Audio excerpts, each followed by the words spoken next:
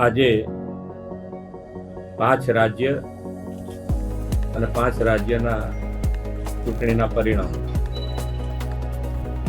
આખા દેશની જેના ઉપર નજર હતી કે પશ્ચિમ બંગાળ, અને પશ્ચિમ બંગાળમાં ભવ્યતાથી ભવ્ય અને ઐતિહાસિક વિજય બદલ સૌ પ્રથમ તો હું પહેલા આપણા માન્ય વડાપ્રધાન શ્રી નરેન્દ્રભાઈ મોદી સાહેબને ખૂબ ખૂબ અભિનંદન પાઠવું.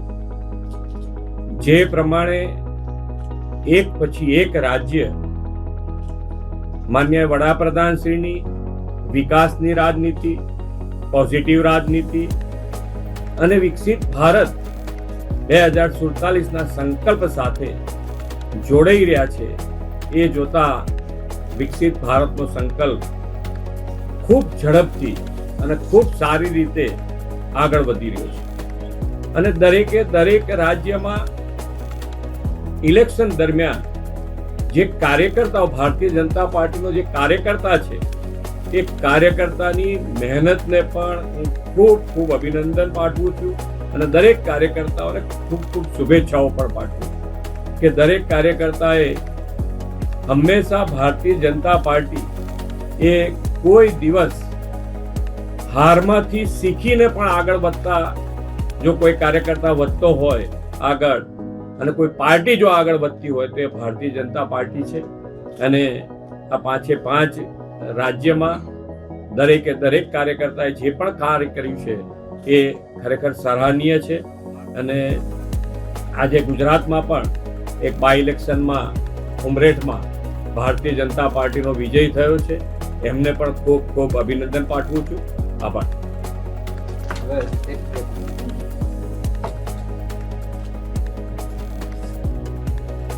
આજે બંગાળના નાગરિકોની ભવ્ય વિજય થઈ છે.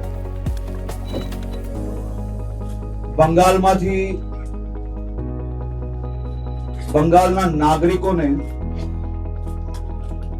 હવે જંગલ રાજમાંથી મુક્તિ મળીને એમની પોતાની સરકાર, પોતાના નેતાઓ એ આવનારા દિવસોમાં બંગાળના ખૂણે સુધી બંગાળના પ્રત્યેક નાગરિકોના હિતમાં કેન્દ્ર સરકાર, રાજ્ય સરકારની બધી જ યોજનાઓનો લાભ પહોંચાડવાનો, સાથે સાથે બંગાળના બધા જ ક્ષેત્રોને વિકાસની ગતિને અદ્ભુત ગતિ જોડે બંગાળના નાગરિકોને ત્યાં ને ત્યાં જ વધુમાં વધુ રોજગારી પ્રાપ્ત થઈ શકે તે પ્રકારની સરકાર આજે બંગાળમાં ભારતીય જનતા પાર્ટીનો એક ઐતિહાસિક વિજય થયો છે.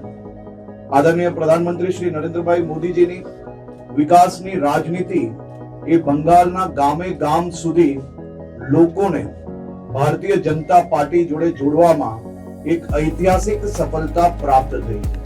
હું એવું માનું છું કે બંગાળ નહીં પરંતુ દેશની રાજનીતિની આજની આ જીત એ દેશની રાજનીતિની સૌથી મોટી અને ઐતિહાસિક જીત છે.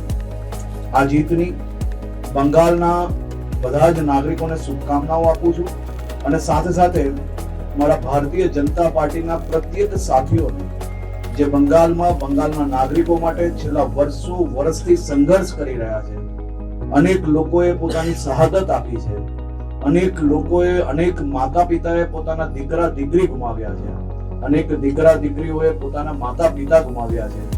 આ બધા જ કાર્યકર્તાઓનો, આ બધા જ પરિવારને હું આજે 2 હાથ જોડીને વંદન કરું છું અને બંગાળના બધા જ નાગરિકોને ફરી એકવાર ખૂબ ખૂબ શુભકામનાઓ પાઠવું છું.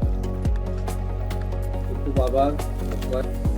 जनता जनार्दन के आशीर्वाद से आज पूर्व से पश्चिम तक भारतीय जनता पार्टी का भगवा लहरा रहा है.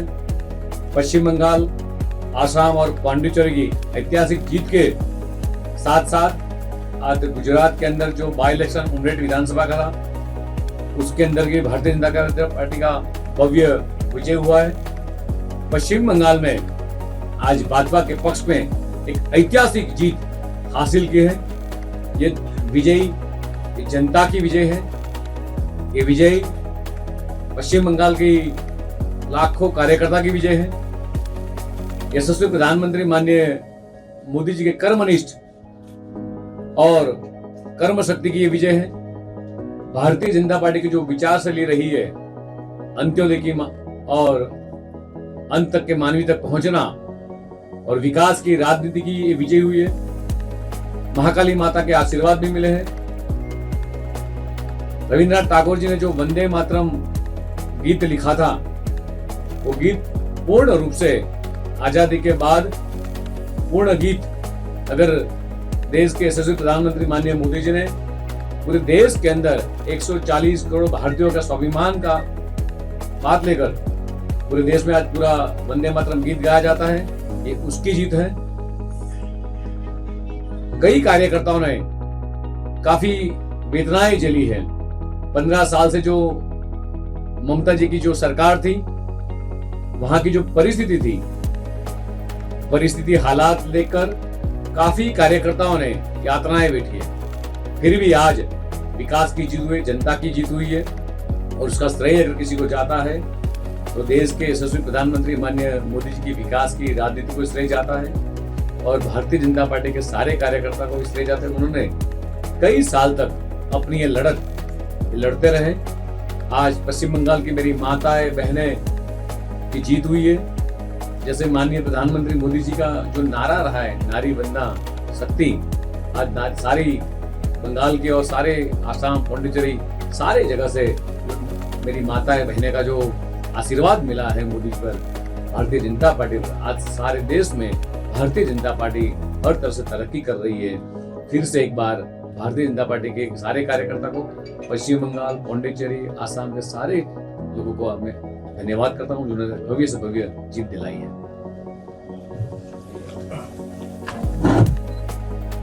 जनता जनार्दनનો આશીર્વાદ સાથે આજે પૂર્વથી પશ્ચિમ સુધી ભારતીય જનતા પાર્ટીનો ભગવો લહેરાઈ રહ્યો છે, ત્યારે આજે જે આ પશ્ચિમ બંગાળ, આસામ, પોંડિચેરીની ઐતિહાસિક જીત સાથે ઉમરેઠ વિધાનસભાનું બાય ઇલેક્શન હતું, તેમાં પણ ભવ્યથી ભવ્ય વિજય ભારતીય જનતા પાર્ટીનો થયો છે। પશ્ચિમ બંગાળમાં આજે ઐતિહાસિક પરિણામ બદલ ત્યાંની જનતાનો આભાર માનું છું। આ વિજય એ પશ્ચિમ બંગાળની જનતાનો વિજય છે। આ વિજય એ સમગ્ર ભારતીય જનતા પાર્ટીના કર્મઠ કાર્યકર્તાઓનો વિજય છે। દેશના યશસ્વી પ્રધાનમંત્રી માનનીય મોદીના નેતૃત્વમાં એમની કર્મઠ શક્તિનો અને જે રીતે એ સમગ્ર દેશની 140 કરોડ જનતા માટે જે રીતે રાત દિવસ પરિશ્રમ કરી રહ્યા છે, પરિશ્રમની પરાકાષ્ઠા કરી રહ્યા છે, લોક ઉપયોગી જે કાર્યો કરી રહ્યા છે, છેવાડાના માનવીનો જે વિચાર, અંત્યોદયની વિચારધારાવાળી આ ભારતીય જનતા પાર્ટીનો એ સાચા અર્થમાં જ્યારે વિજય થયો છે, દેશના યશસ્વી પ્રધાનમંત્રી માનનીય મોદીજીની ભારતીય જનતા પાર્ટીની જે નેમ રહી છે, નારી શક્તિ વંદના, આ સમગ્ર પશ્ચિમ બંગાળની મારી માતૃશક્તિનો આ વિજય થયો છે। પશ્ચિમ બંગાળના દેશના આઝાદીના 75 વર્ષ બાદ માનનીય પ્રધાનમંત્રી શ્રી મોદી સાહેબે આખા દેશમાં આ પૂર્ણ રીતે વંદે માતરમ ગવાય તેની પહેલ કરી અને આખા દેશે આ વંદે માતરમ ગીતને ઉપાડી લીધું। ત્યાંની જનતાએ ખૂબ બધા આશીર્વાદ એ ભારતીય જનતા પાર્ટીને આપ્યા છે।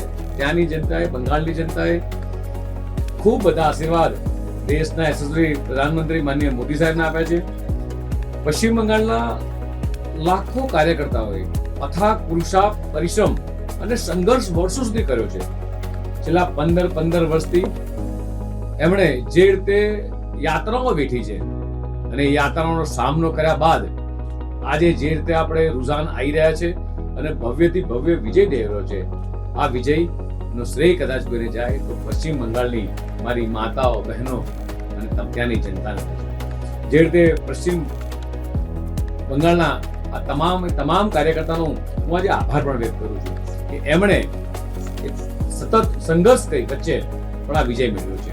ત્યારે ફરીથી સમગ્ર દેશની જનતાનો અને પશ્ચિમ બંગાળની જનતાનો સાથે આસામ, પોંડિચેરીનો પણ તમામ જનતાનો આભાર માનું છું। અને ઉમરેઠની અંદર અમારા શ્રી સાથી ધારાસભ્ય એવા શ્રદ્ધેય શ્રી ગોવિંદભાઈ જ્યારે દુઃખદ અવસાન થયું ત્યારબાદ બાય ઇલેક્શન આવ્યું, આજે એમના દીકરાનો પણ ભવ્યથી ભવ્ય વિજય એ ઉમરેઠમાં થયો છે. તેથી ભારતીય જનતા પાર્ટીના તમામ કાર્યકર્તાઓનો હૃદયપૂર્વક આભાર. વિનંતી કરીશ